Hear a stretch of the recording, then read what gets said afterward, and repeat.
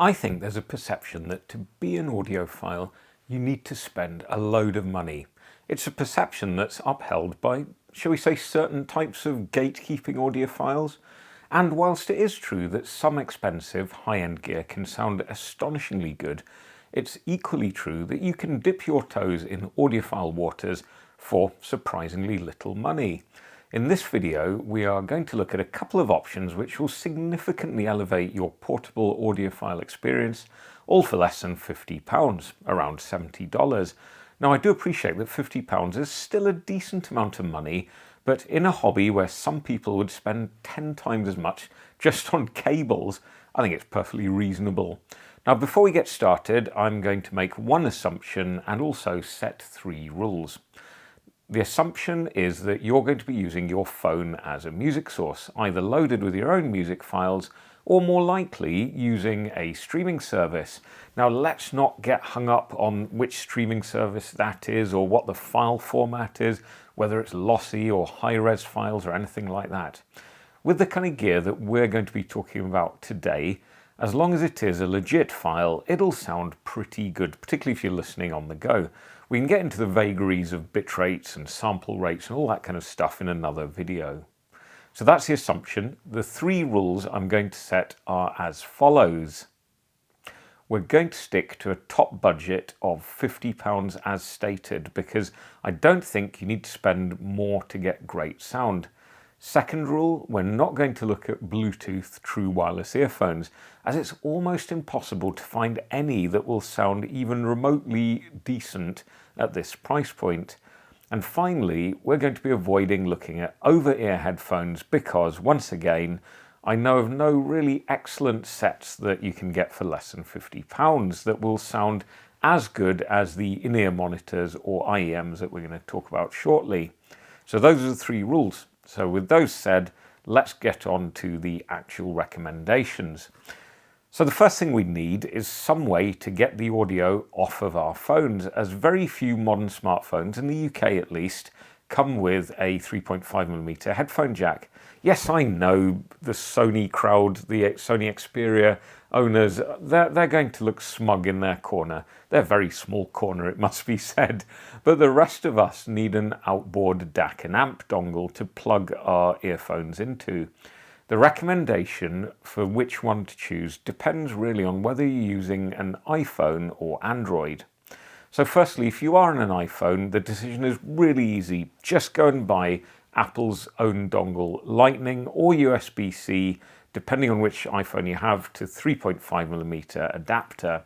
Now that will only set you back £9, and many other YouTubers and websites have shown that in terms of its technical performance, it competes very favourably with other much more expensive DACs. It does feel flimsy, but in my use, heavy use, mine's held up very well, and I've been using this one for almost 2 years now, and it's still working perfectly. Now, if you're an Android user, the choice is somewhat more difficult, as if you go on Amazon, there are literally 100 no-name Chinese brands selling these adapters, and I'll be honest with you, most of them are utter rubbish. You can, of course, still use the Apple adapter, but that does have some issues, particularly with the volume being a little bit low, and it requires a slightly techie workaround to get the most out of it. So the one I'm going to recommend is the excellent Ugreen USB-C to 3.5mm adapter. There are 2 versions of this, one of which I think supports slightly higher sample rates of music, but I got the cheaper base model, which looks and feels great. It's certainly sturdier than the Apple one, and it sounds brilliant with a surprising amount of power, more than the Apple dongle. I've even managed to drive my HD 650s with it. Again, this can be had for £8 or less if there's an Amazon Prime promotion or something on. So that would be the one I'd recommend. They're not sponsoring the video or anything. This is just from having bought lots of different ones. This is the best one that I've come across. So great, we've got a headphone socket. We just need some iems to plug into it. As we've said, the best bang for your buck sound quality wise is definitely going to be a decent pair of iems, which have the added benefit of being small, portable, and of providing some passive noise isolation when you're out and about listening in noisy environments. Now, once again, there are a bewildering number of iems out there, mainly from Chinese or sometimes called Chi-Fi brands, and it can be difficult to know where to start. The good news is that as long as you stick with one of the well-known brands, you are unlikely to go wrong. There are sets from 7Hz, KZ, KZ for you Americans, Moondrop, Truthear, and Tanchim, and all of these are worthy of attention. But having tried many of them over the last couple of years, these two are my top two recommendations, which will keep us well below our self-imposed £50 spending cap. So the first of these is the 7Hz 02. Now this is the follow-up to the hugely successful 01, unsurprisingly, and in my opinion the 02 are even better. Here I have a pair in a lovely blue colour, and it comes with a cable with a built-in microphone and play controls. This set me back just £25 from UK Amazon, and you can get the version with the standard cable without the mic for a couple of pounds less. As you might expect at this price point, you don't get a luxury package. You just get the iems, the cable, and a selection of cheap-feeling but really colourful ear tips. Thankfully, I found that these red medium tips fit my ears really well, and they do give a reasonable seal. The iems themselves are plastic, but they do feel very well made and they fit my ears without any discomfort. I like the funky colour and shape, although you might not. The cable feels very cheap, but it doesn't suffer from microphonics, and the controls and mic both work really well. Plug them in though, and you will be astonished at quite how good a sound you can expect for £25. Now these are tuned slightly differently to the 01. There's a significant increase in the amount of the sub-bass, whilst the upper mids have been pulled in a little bit. The treble response is fairly smooth, and the overall tuning is what I'd describe as warm and slightly V-shaped. The mid-bass is not the most nimble, but neither is it awfully muddy, and it does imbue the lower mids with warmth. I found the upper mids and lower treble to be a little bit harsh on the 01, and paired with a leaner bass on that set, it was a brighter, slightly more vocal forward headset, and I did find it a touch fatiguing. The 02 addresses that by providing a smoother, warmer listen, whilst maintaining a really good amount of mids detail.